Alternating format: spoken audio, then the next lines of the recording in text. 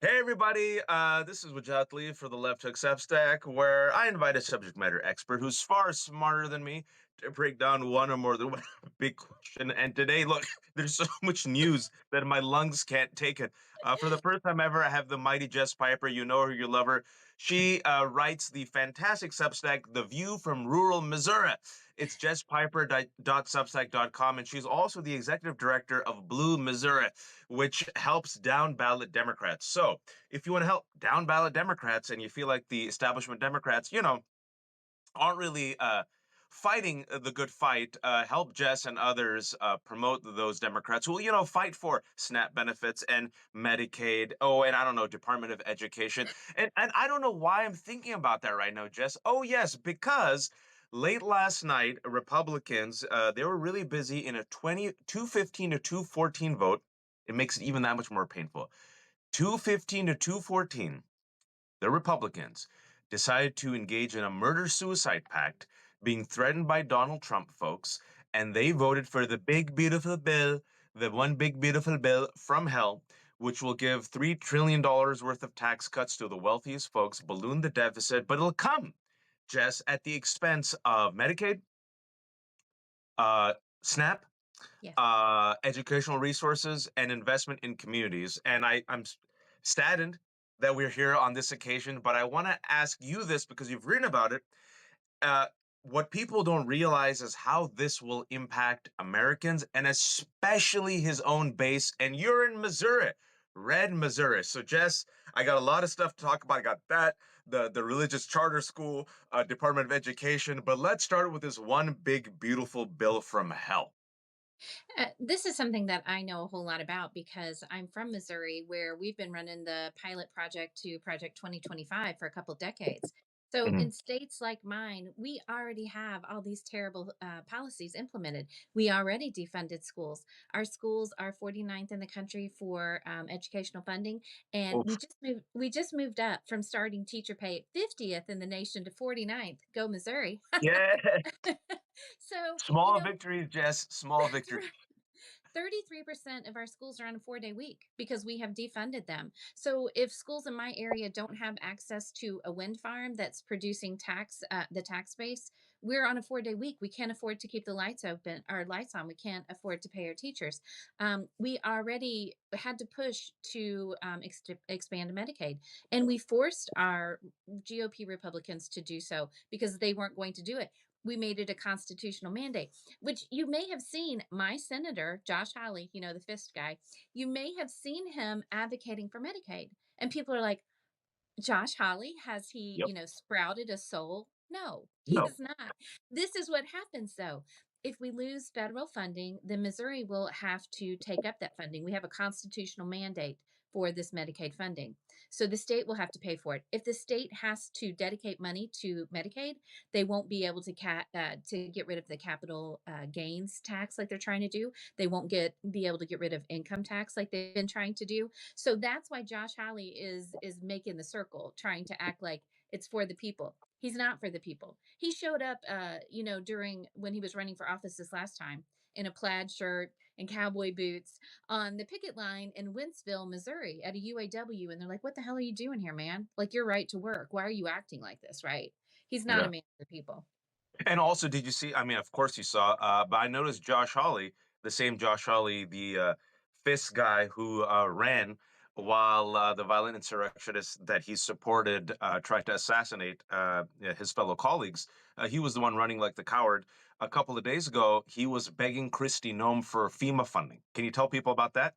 Yes. Well, I mean, Arkansas just asked for FEMA funding too, and Trump denied it. Now, I think they are getting a little trickle right now. But this is just to say, if people thought that being a Republican was going to save you under the Trump regime, you were wrong. They are Yeah. not out for anyone but the millionaires and the billionaires. So states like mine, who voted for Trump overwhelmingly, are Yeah. now begging Trump for FEMA assistance, and he's saying, "I don't care what happens to you," because he doesn't. And that's another thing too. Trump wants people like Josh Hawley groveling, That's right. begging, so he can throw the paper towels at states like Missouri, right?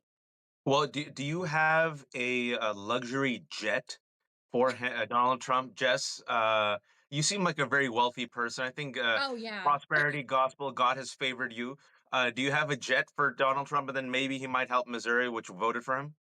I don't. And you know what? I can't get any help from any of my representatives, the people who don't even need a jet, like my state rep, my state senator. I can't even get any help from them. But this is all to say that the Republicans are self-serving, and MAGA folks aren't going to be exempt from this pain any more than you and I are going to be exempt from it. 2 days, this is the world's worst I told you so tour for me. My batting average, like anyone else, I've been wrong a few times. Sadly, I've been right a lot. And 2 days ago, I remember I posted on Twitter and Blue Sky. I said, you all who are saying that this is disastrous for Republicans, it polls terribly. They have power. Yeah, They don't care. They will get it done. They are this arrogant and this cruel. They will get this done, right? And voila, look, I called it a murder suicide pact because it is going to kill people.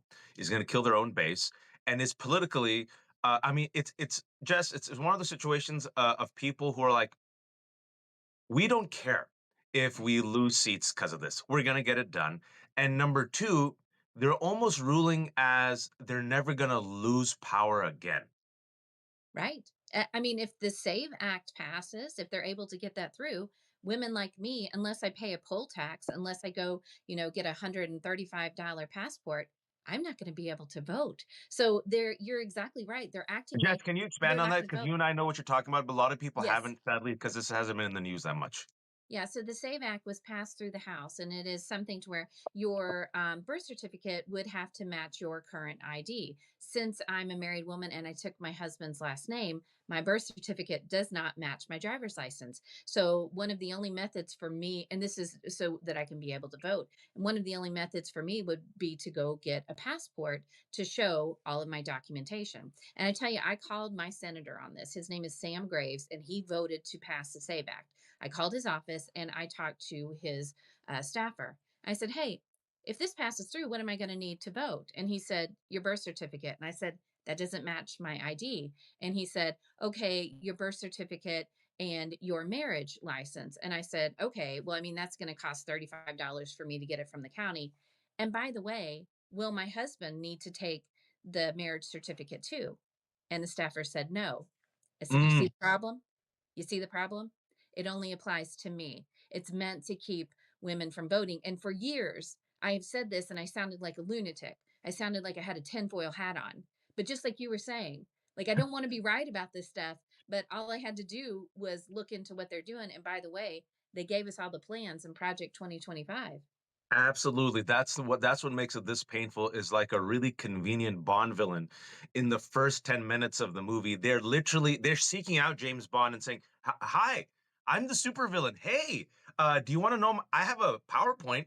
And they gave it to us. They gave us the PowerPoint in Project 2025. It's white Christian nationalism. It's a racist. And we still have media not using these words. We still have Democrats not using these words. A quick pivot because speaking about racism, and speaking about the world's worst, I told you. So I remember, I think it was 2, 3 years ago, I tweeted that by 2025, white nationalist and white supremacist slogans will be mainstream. And people said, watch, TDS, Trump derangement syndrome. You're crazy. I'm like, no, I've spent 15 years following the right wing. I've researched them. I'm telling you.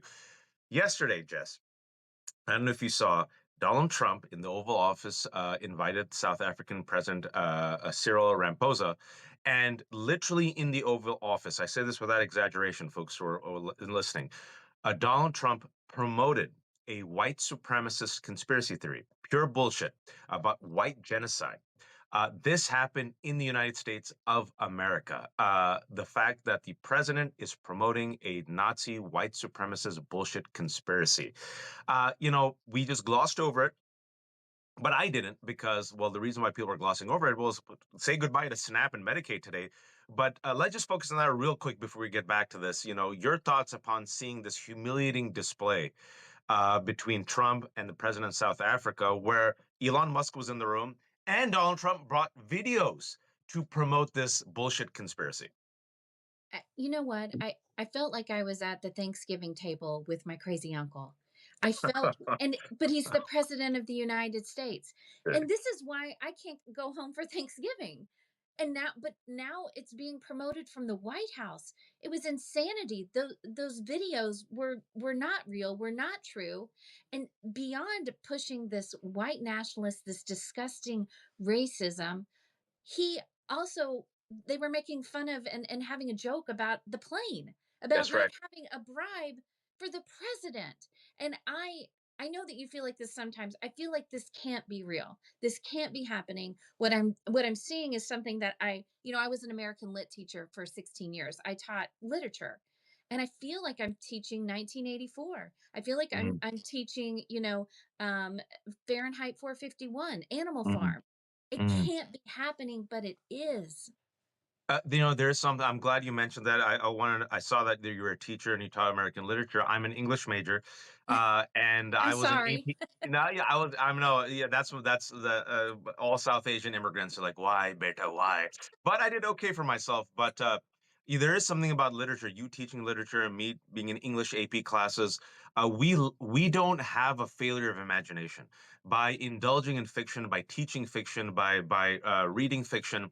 You and me, I think, are primed to be able to stretch our imagination and realize, okay, this is what's happening now, and this is what will happen two steps down the line, right? Yeah. That's the power of fiction and storytelling, which is why we need the Department of Education. And speaking about the Department of Education, folks, this is just breaking you. I'm like a jukebox. I'm just throwing stuff at Jess. A federal judge that just today, just recently, I think like in the last hour, said that the Trump administration's attempts to, let's be honest, completely gut and destroy the Department of Education is unconstitutional and it has to go through Congress. Your take on that as a former teacher about their attacks on education, especially as you've seen it in Missouri? Yeah, like I said, we're the precursor. I've already seen all of this. I was a teacher for 16 years. I had a master's degree. I walked away from teaching at $41,000 a year. That my take home pay You were after, crushing it. yeah, after retirement and everything, my take home pay was $2,400 a month. And that's what I lived on as a teacher with a master's degree. I already know what they're doing. Listen, you were just saying it. You can't have educated folks in voting because they are not going to vote for the GOP. There's no way they can see what's happening. So we have to lower the bar. You'll notice that a lot of times when they're talking about rural areas, they are not talking about having public schools for us. They're talking about vouchers. Well, give me 20 vouchers. It doesn't mean anything. The Yeah. local the nearest school is 56 miles away and it's Catholic and I'm not Catholic. So this is problematic. They've defunded my local school. My school, I've been to places where I've seen, middle schoolers playing harp on these massive stages. Yeah. My school doesn't have a track. We don't have science labs. We our books my kid brought home a book that was published so long ago, it didn't even know we have elected a black president. That's Wow. what we're dealing with. So Wow. when I would knock on doors, I would talk to people who didn't understand the political process at all. They would talk about their local school and say, "Well, Joe Biden." Friend, Joe Biden has nothing to do with your road. All he's doing is sending funding to Missouri, and then your state representative is, hijacking that money and sending it in a tax cut. So all of these things are combined. But the fact that they went after the Department of Education, we knew they were going to do it. They said they were going to do it, and they did it. And I'll tell you how they're getting this by, and what normal people that I talk to, just your average voter, thinks. I talked to a voter in Arizona in the airport, and she said, "Well, I'm glad," because I asked her, "What do you think about the Department of Education being shuttered?" And she said, "Well, here's the thing. I'm so glad they're going to send that money back to the states." And I was like, "They're not going to send that money back to the states. Not if you live in somewhere like Missouri. They're going to send it in a tax cut." And the only thing the Department of Education did was make sure that schools weren't discriminating, and then That's they right. sent them 10% of their budget. That's what the Department of Education was doing. So they got rid of the Department of Education. They got rid of USAID.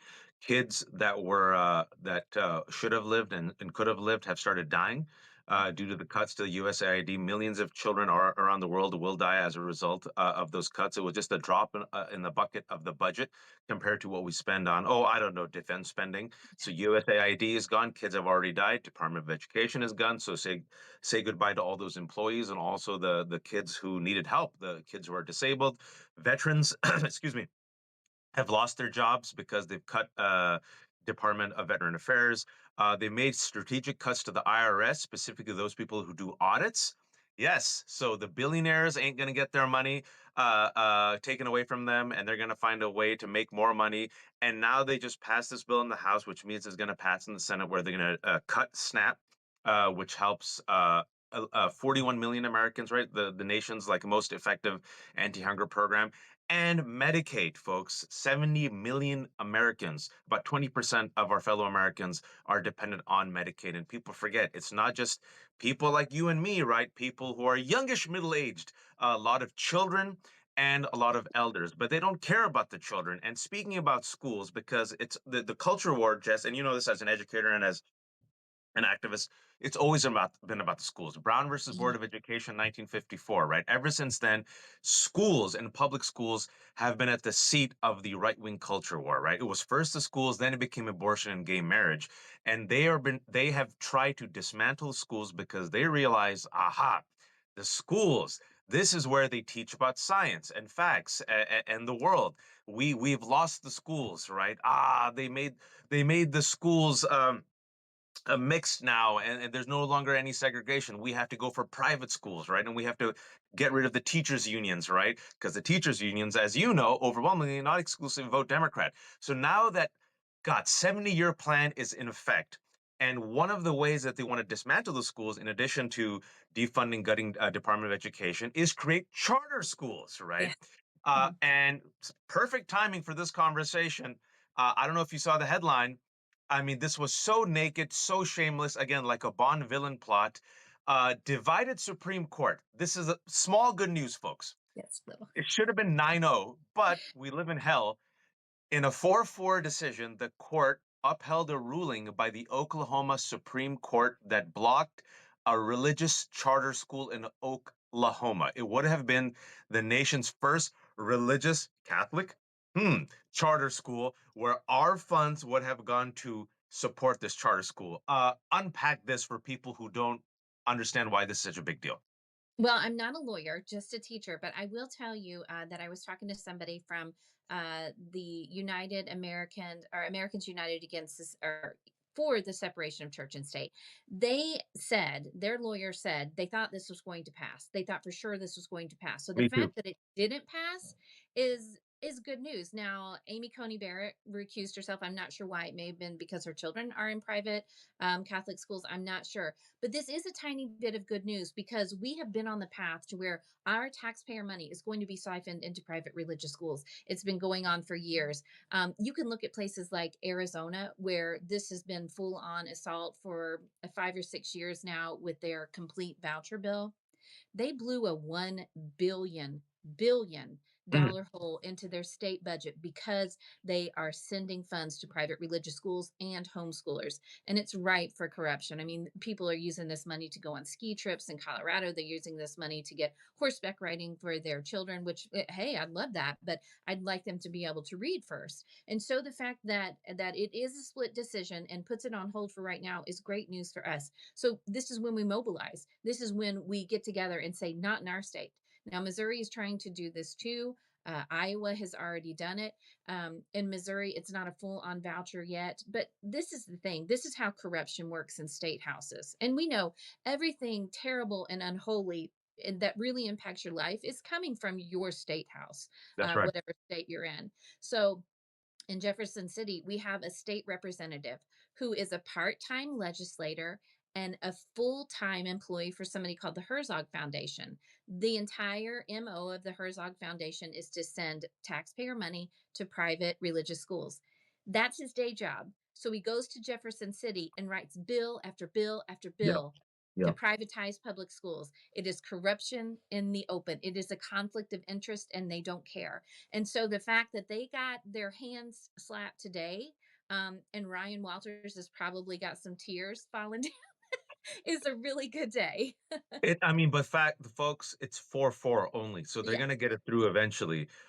Amy Barrett recused herself. We still don't Mhm, know why, but I think it's for the reason that you mentioned. mhm, And also, again, speaking about the schools, forgive me if it sounds like I'm harping on it. I'm right mhm. here in Virginia. 4 years ago, speaking about local, how it all begins local, and Republicans use local communities and states as a laboratory for their national ambitions. The attack on CRT, the manufactured bullshit attack on DEI and CRT, the test case was Loudoun County, Yeah. 45 minutes away from here. The last county in Virginia, by the way, to desegregate. And they tested it, and it was actually being tested ahead of the governor's election between Terry McAuliffe and Glenn Youngkin. And if you all recall, Glenn Youngkin then ran on parents' choice, parents' choice, parents' choice, and he won. And they're like, we have a winner. And then they made it into a national anti-DEI, anti-CRT, anti-woke, anti-trans nonsense where Republicans spent $215 million on creating the transgender boogeyman. And folks, that shifted enough votes where people say that issue alone probably could have given Donald Trump the victory because so many parents, especially in the suburbs, are like, oh, I don't want my child to be transgender. So, okay, let's gut the Department of Education and make sure he's illiterate instead. Yeah. It's a murder suicide pact, Jess. And speaking about education and information. I've been following media also and the radicalization of so many of our fellow Americans from right wing media. Media Matters for America did a study that said the dominant media source in America, podcasts, YouTube, cable news, it's right wing media. And Yeah. specifically, you've seen enough of the data where people who just consume right wing media, even for a month, when they were forced to consume CNN, which is like center right now, even for a month, within that 1 month, they saw de radicalization. Can you tell us about the alternative reality that your neighbors in Missouri live in and how difficult it is to reach them? It really is because the news is Fox News. I mean, that has replaced their news, and they don't have any shame or think that it's at all, biased. And so when I would knock on doors, I would talk to people that would agree with everything I had to say. And this is where Christian nationalism indoctrinates everyone around me. I would knock on the door. We agreed on everything: schools, roads, hospitals, all the things. And they would say, "Are you a Republican or Democrat?" And I would say, "I'm a Democrat." And they'd say, "I'm sorry, I can't vote for you because I'm a Christian." They are being Mm, indoctrinated inside of a lot of churches. I mean, churches are, there's one in St. Joseph, Missouri, that's not far from me, and he preaches politics every single weekend on Sunday. It is videoed, it is broadcast to everybody. And he says on Sundays, "I know this is against our tax exempt status, but I'm going to say it anyway." And he tells his parishioners who to vote for. And when people say, it really comes down to guns and abortion, they're telling you the truth. that's Um, right. and, I, and I would add gays, guns, gays, and yes, abortion. exactly. But everyone should, like, I was raised the same as these people. I mean, we are gun owners. Every rural Democrat I know is a gun owner. So we're obviously not out to grab guns. I do believe in common sense gun regulations, and that if you beat your wife and kick your dog, you shouldn't have access to a loaded gun. But I mean, call me crazy. But when I would knock on these doors, I'll tell you something else that never came up: trans kids. Never. Mm, Bathroom bills, never. mm. Nobody ever said anything about kitty litter boxes, nothing. And by the way, if somebody does talk about kitty litter being in schools, a lot of times it was there because if there is a terrible accident, or some sort of gun violence issue, you can pour it on those things and soak that up. And also, if kids are locked in rooms for hours while they're looking for an active shooter, they can pee in kitty litter. So if it is in there, that's probably what it was in. But my neighbors are indoctrinated. Not all of them, obviously. I ran for office. I got 25% of the vote, which seems Wow. really low. But we haven't elected a Democrat in 32 years. We've never elected a woman. So 1 in 4 people voted for someone who talked about abortion and education. And so that's what I think we need to remember. As Democrats, we have walked away from rural spaces because we said it's just too red. Yeah, 1 in 4. Why would we not engage 1 in 4 and make it one in absolutely. three and then 1 in 2? We are leaving behind people. The New Hampshire Institute did a study and said that if 3% more rural people would have turned out and voted for Kamala Harris, she would be president. Yep. 3%, right? And so that's what I'm saying. There are folks out here who are indoctrinated. Do you know how you can change their mind? By having a candidate knock on the door and present this cognitive dissonance. I don't look like what Fox says I look like. I don't say the things that Fox says that I want. So when I knock that door, they realize something's wrong with what I've heard for a decade because this person isn't what I suspected they were. And that's how we can make change. Now, I will tell you, friend, if I see a door that's still flying a Trump flag and they voted for him 3 times, I'm not wasting my breath. I'm going to keep walking. They are drinking the Kool-Aid. They are in a cult. You can't change their mind. That leads a perfectly to the my I kept you for a half hour, and I know you want to go with the family, so thank you. But it lines up perfectly with the question I want to ask. It's a two-part question, right? It's about reaching out and then deciding not to reach out. When do you make the decision? So speaking about reaching out, I was in Michigan, and similarly, these people who are very winnable, many of them who voted for Democrats in 2020, 2016, they either sat out or they voted for Trump. And naturally, I was like, why? Why'd you do this? And they said, Democrats, literally, the leadership here refused to meet with us. Many of them cared about Gaza. We just said, just talk to us. They refused to meet with us, refused to talk to us, said, shut up, vote for us. You're not going to go vote for Trump. And then Donald Trump and Republicans cynically sent us representatives. Richard Grenell at least talked to us. Donald Trump came and talked to us, right? And everyone wants to be invited to the prom, Jess, right? Yeah. That's human nature. And so people said, you know what? At least he talked to us, and we thought, okay, if he gets elected, maybe we'll have inroads. Maybe someone will listen to us. And the Democrats took our vote for granted. Now, what I've always said, and this pisses off so many Democrats, I say, listen, you want to win elections. I'm like you, Jess, in the sense that well, I'm making an assumption. If I'm wrong, please correct me. Married, straight, kids. I believe in God. I'm actually, the funny thing is, politically very progressive. If you see the way I live my life, super traditional. Don't drink, eat halal, pray, right? And I tell Democrats, yo, there are a lot of folks who are religious-y or faith matters to them. They're not fundamentalists. They vote Democrats, black churches, Asian churches, South Asians, Hindus, Muslims. And what I get from Democrats is, you're an idiot. You believe in God. You're stupid. This is the 21st century. Shut up. What's wrong with you? How can you be I'm not a gun owner. Or, go down the list. How can you be a gun owner? How can you like want kids in this day and age and like forget it, whatever. And I'm just like, do you want to lose elections? Do you want to lose elections? So, can you make the case for when and how to reach out and win over some of these people who don't have horns on their head, aren't evil, but openly say, yeah, Democrats hate us. At least Trump and Republicans, in the most cynical way possible, at least say, hey, there's space for us. I talk about this all the time. I beg Democratic leadership to come into spaces like mine because what you said is true. Not only are Democrats not here, I'm going to tell you, the Republicans aren't here either. No one has Mm, ever knocked my door. No one has ever called me. They both take our vote for granted. Well, the Republicans take our vote for granted, but the Republicans don't have to be here because the churches are doing their bidding. There's no one talking about Democratic policies in these areas. And people say, why did they vote against their self interest, right? Rub my nose in it. You get what you vote for. Well, friend, I didn't have anyone to vote for. There was not one county official who was opposed. My state representative was not opposed. My state senator isn't opposed. I can't vote in my self interest if I want to. So not only do we have to come back and talk about democratic values, we have to be on the freaking ballot. We don't have anyone to vote for. So until we get that change, I'm not sure what to do. But like I said, when I knock doors and I talk to these people, we're agreeing. The amount of daylight is this big between what a Republican wants and what I want in a rural space. They are turned on to these culture wars because one, they're bored. It's exciting to talk about culture wars, but two, the Republicans have no policy. The only policy Missouri Republicans have is rolling back our taxes so that they can give taxes to wealthy people. That is their only goal. So they have to talk about trans people. They have to talk about gay people. They have to say the kids are learning DEI. And by the way, you notice they dropped CRT, right? Because it was right. getting boring to them. So they've reinstituted DEI. It's always some, weird program that is absolutely not happening. But the fact of the matter is, people in rural spaces, my Republican neighbors, want the same thing I do.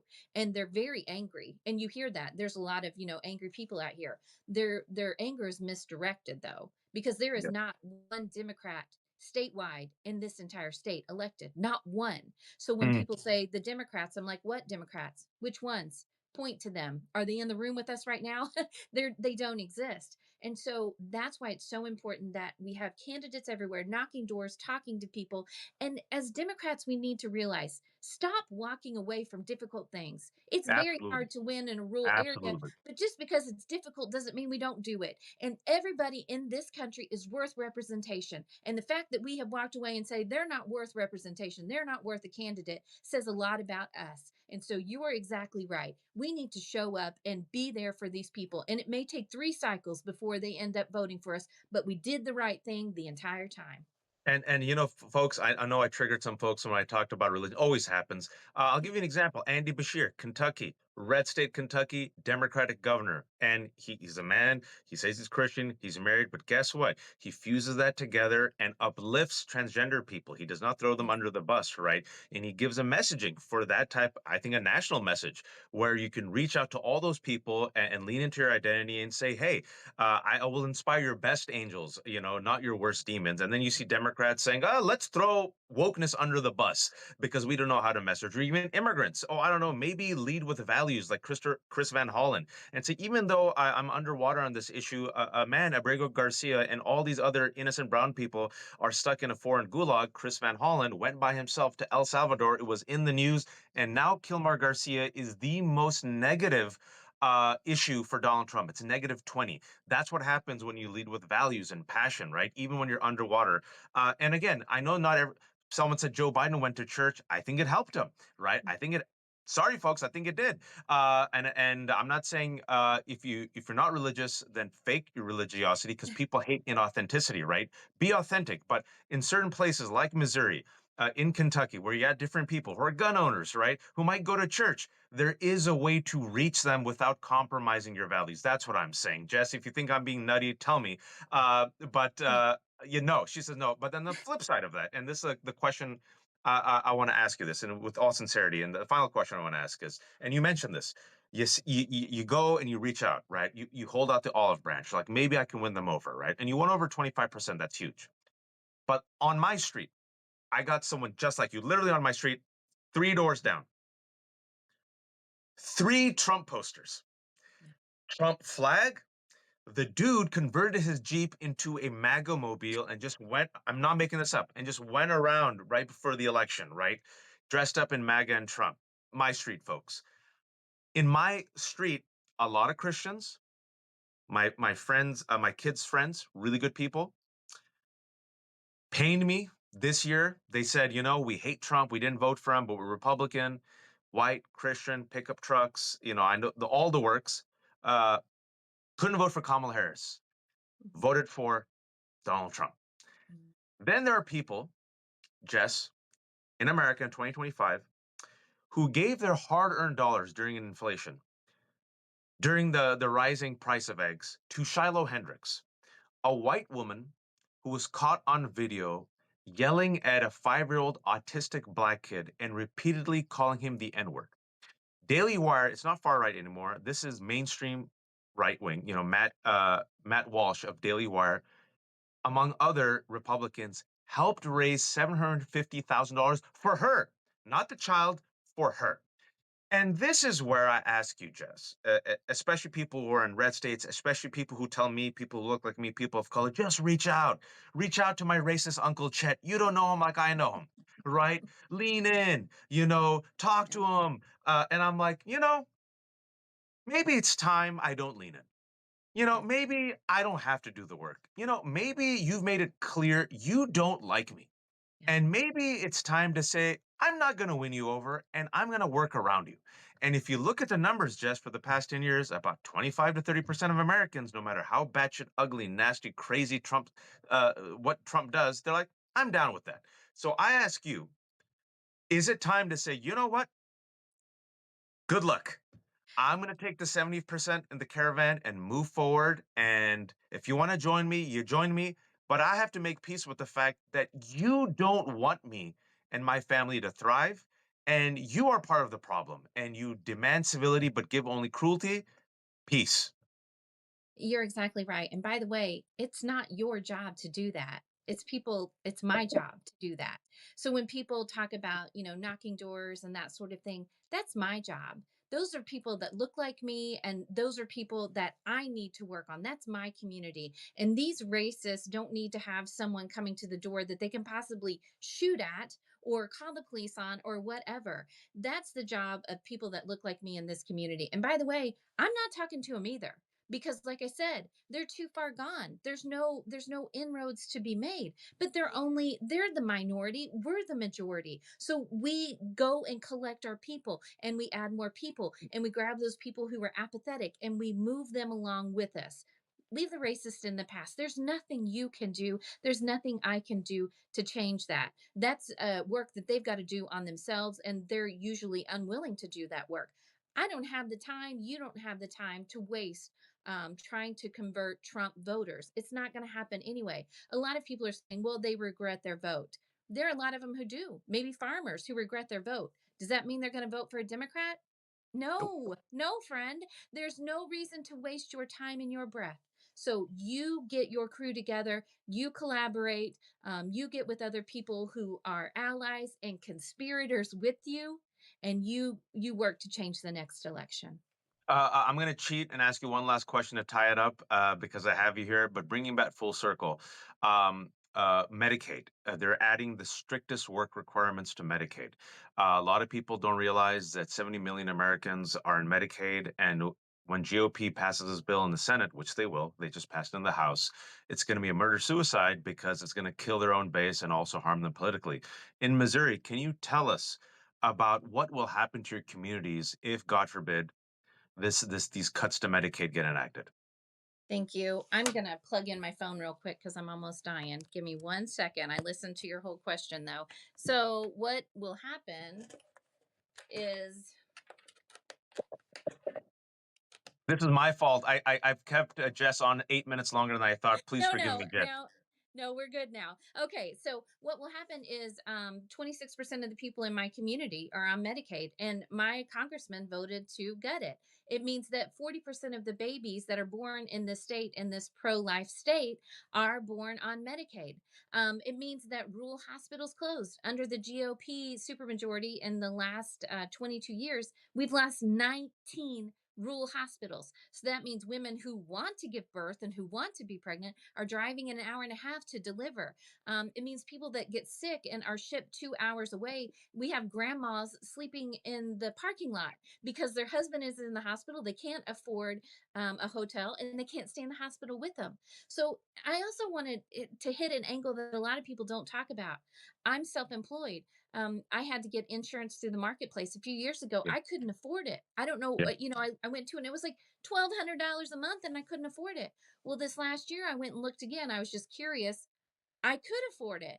And do you know why? Because we expanded Medicaid, Yep. because that brought down premiums in the ACA. And people don't talk about that.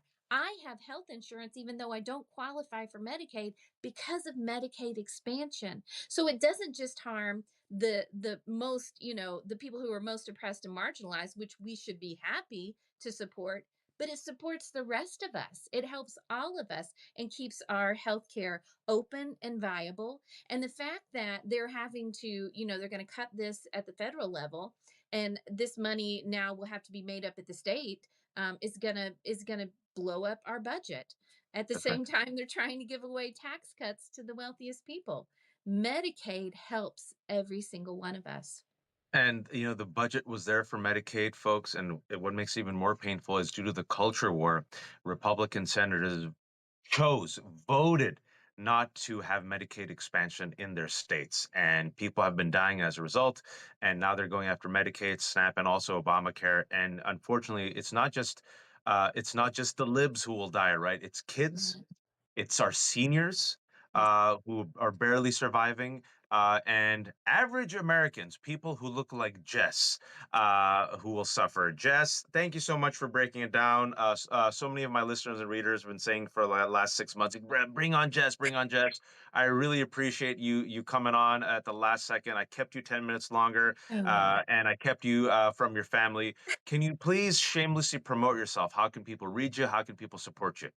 Yes, and I'm so appreciative of you for bringing me on and exposing this rule message to other people who think, quite honestly, that people like me don't exist. We do exist. You can find me at The View from Rural Missouri, which is my Substack.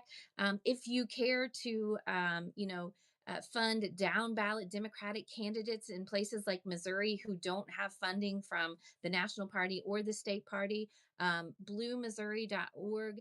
I help fund the reddest, the most rural districts across the state.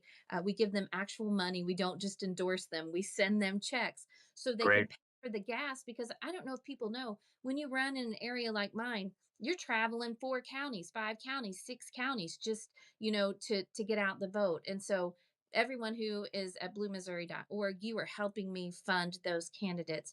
And I really appreciate you. Thank you so much for giving me the time and giving me this platform to talk to your audience. Not all. And just one more plug for you. People who think, it's a pipe dream. There's a reason why Republicans in the past two elections went to New York. And people said, that's crazy. Nope. You siphon a little bit Yeah. here, siphon a little bit there, chip away, chip away, chip away, chip away. And voila. And Jess is trying to do that in the reddest of states. Once these policies are enacted and once people feel the pain, you never know, folks. A lot of people are going to be pissed off. And a lot Yeah. of people are going to wake up and they're going to ask Holly and Republicans, why the hell did you take away my Medicaid? And they have no answer. And that's when Jess comes in there and says, hey, there's a better way forward. So please, please help people like Jess. Don't give up on rural America. Don't give up on Missouri. Don't give up on the folks who are trying to do the good work. Jess Piper, folks, she writes for The View from Rural Missouri. It's jesspiper.substack.com. And she's also the executive director of Blue Missouri. Thank you, Jess, so much. Have a great weekend. Sorry for keeping you 10 Oh, minutes, but no. not sorry. Uh, this has been the Thank Left Hook, you. everyone. There's no paywalls. If you can subscribe, please do. If you can pay, please do. But most importantly, be informed, be kind to each other, take care of yourself, and please, oh, please don't be a fascist. Take care. Bye.